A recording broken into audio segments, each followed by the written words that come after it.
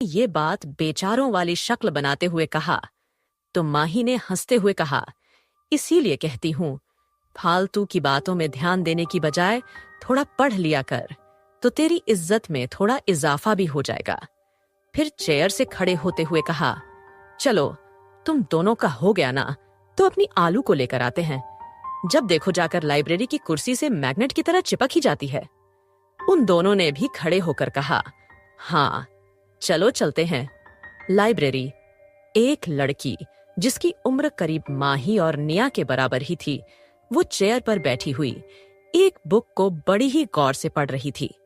बीच बीच में वो अपनी आंखों पर चढ़े हुए चश्मे को अपनी उंगली से सैट भी कर रही थी। वो लड़की देखने में बहुत ही ज्यादा प्यारी और खूबसूरत थी और थोड़ी सी छबी भी थी। उसका छबी होना उसकी क्यूटनेस को और भी ज्यादा बढ़ा रहा था। रंग गोरा, बड़ी बड़ी आंखें और उस पर लगा हुआ नजर का चश्मा, उसके फुले हुए गुलाबी गाल और उसके बाल जो कंधे से थोड़ा नीचे तक कटे हुए थे, उसकी उसने हाई पोनी बनाई हुई थी। कुल मिलाकर वो लड़की बहुत ही ज्यादा क्यूट थी और उसके फ्रंट से कटे हुए हल्के हल्के बाल उसे बिल्कुल एक डॉल की तरह लुक दे रहे थे।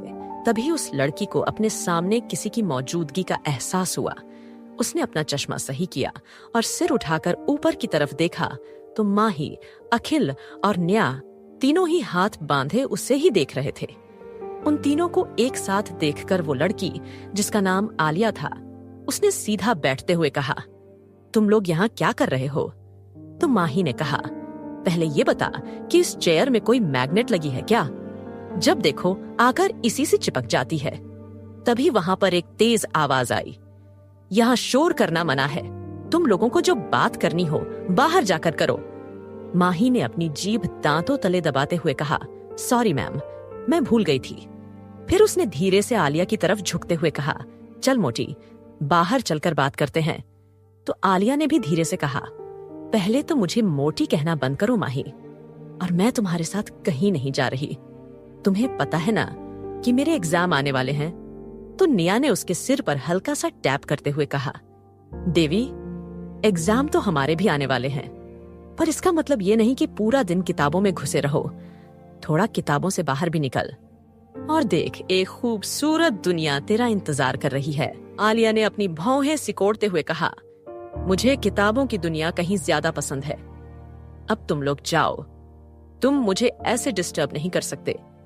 अखिल ने निया और माही से कहा, हाँ, उसे तुम डिस्टर्ब मत करो, सीधा उठाकर बाहर ले चलो।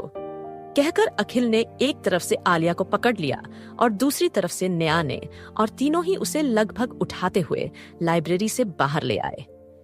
तीनों ने उसे लाकर गार्डन में छोड़ दिया।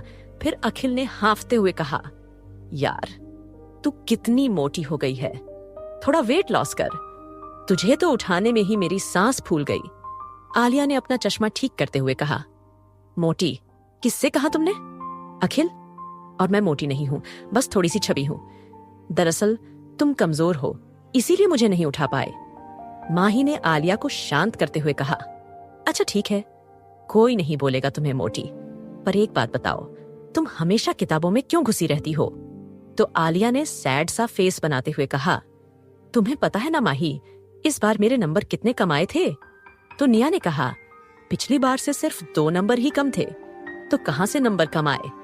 तो आलिया ने हैरान होते हुए और अपनी आंखें बड़ी करते हुए कहा, हाँ, तो 2 नंबर तो कम हो गए ना। अखिल ने अपना माथा पीटते हुए कहा, एक मैं हूं, अगर पास ही हो जाता हूं तब भी पार्टी करता हूं, और एक ये है जो 2 नंबरों के लिए रो रही है।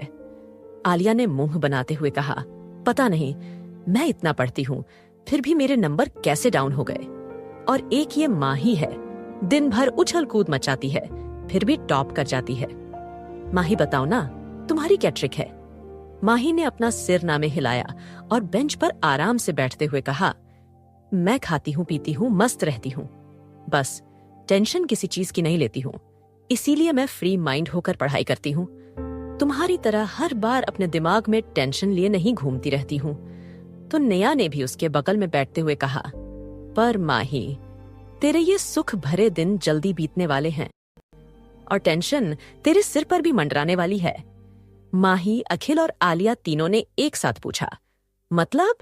तो नेहा ने हंसते हुए कहा, वो क्या है ना, मेरे दोनों भाई जल्द ही इंडिया वापस लौट रहे हैं। ये सुनना था कि माही एकदम चीखते हुए खड़ी हुई। क्या? तुम्हारा वो डेविल भाई वापस लौट रहा है?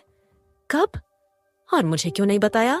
तो नेहा ने कहा, मुझे दादी ने बताया था, पर मैं तुम्हें बताना भूल गई थी। वैसे भी वो अभी नहीं, 4-5 दिन बाद आएंगे। माही ने अपने सिर पर हाथ रखा और वापस बेंच पर बैठते हुए कहा, गई भैंस पानी में।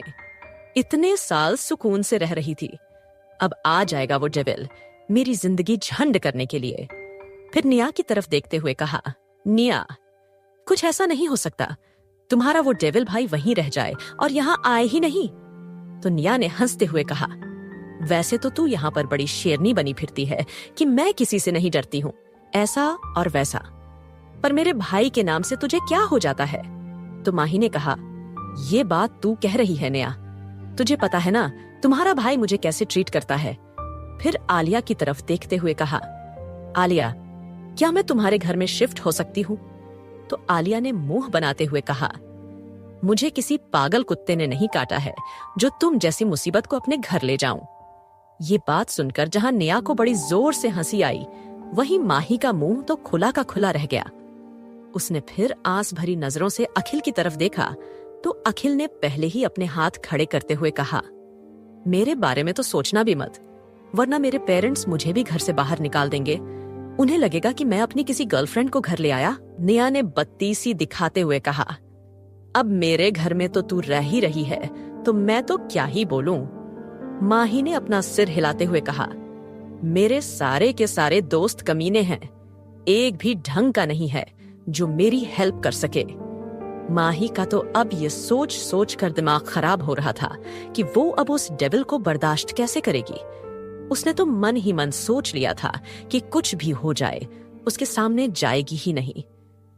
कैलिफोर्निया, एक सुनसान हाईवे पर तेज स्पीड में 2 गाड़ियां भाग रही थीं। उसमें से एक गाड़ी अपने आगे चल रही गाड़ी का पीछा कर रही थी।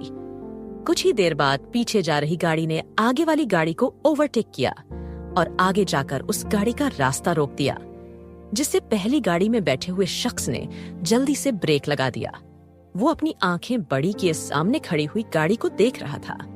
तभी उस सामने वाली गाड़ी का डोर ओपन हुआ और उसमें से 2 शख्स बाहर निकले। दोनों की ही हाइट पर्सनालिटी एक दूसरे से मैच हो रही थी। दोनों ने ही इस वक्त काले रंग के कपड़े पहने हुए थे, ब्लैक पैंट और ब्लैक शर्ट। शर्ट के ऊपर के बटन खुले थे, जिसमें उनका स्ट्रांग मस्कुलर सीना साफ नजर आ रहा था।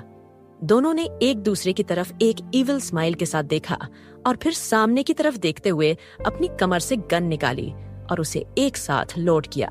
वहीं गाड़ी में बैठा हुआ शख्स अपनी आंखें बड़ी किए डर से भरी हुई नजरों से सामने खड़े उन दोनों शैतानों को देख रहा था।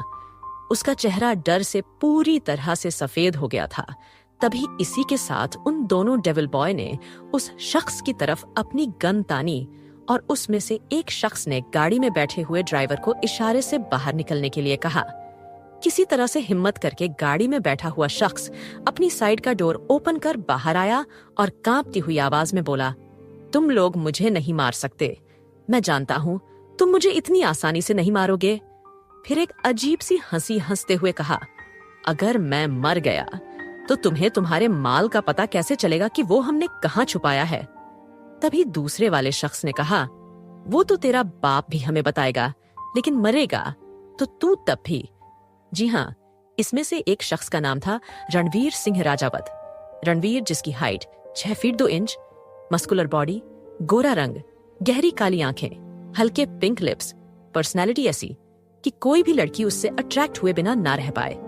वहीं दूसरे शख्स का नाम था Aditya Singh Rajawat. Height 6 feet, muscular body, perfect personality का मालिक। देखने में वो भी बहुत ही ज्यादा हैंडसम था और कई लड़कियां तो आदित्य की दीवानी थी, पर ये दोनों डेविल बॉय किसी को भी भाव देते ही नहीं थे। हाँ, फ्लर्ट जरूर करते थे, पर रणवीर ज्यादातर इन मामलों से दूर ही रहता था। लेकिन लड़कियां थीं कि उसका पीछा छोड़ने को तैयार ही नहीं होती थी। उनके सामने खड़े शख्स ने कहा, मुझे अपनी बातों में उलझाना बंद करो रणवीर, क्योंकि मैं अच्छे से जानता हूं कि मेरे साथ तुम्हारा बहुत बड़ा मकसद जुड़ा हुआ है। लेकिन तुम चाहे मेरी जान भी ले लो, मैं तुम्हें इसका पता नहीं बताऊंगा। और वैसे भी मेरे बॉस तुम्हें छोड़ेंगे नहीं। तुम्हारा मकसद वो भी कभी पूरा होने नहीं देंगे। रणवीर ने उसे अपनी अजीब नजरों से देखते हुए कहा, राणा, तू खुद कब्र में लटका हुआ है और मुझे ही धमकी दे रहा है। तेरे बॉस को तो मैं देख लूंगा, फिलहाल अपनी जान की खैर मना। राणा, जो रणवीर और आदित्य से बात तो कर रहा था, पर उसके दिमाग में कुछ और ही चल रहा था।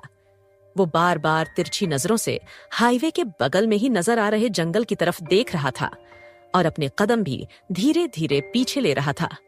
शायद रणवीर उसकी इस एक्टिविटी को पहचान गया था। तभी राणा ने जंगल की तरफ दौड़ लगा दी।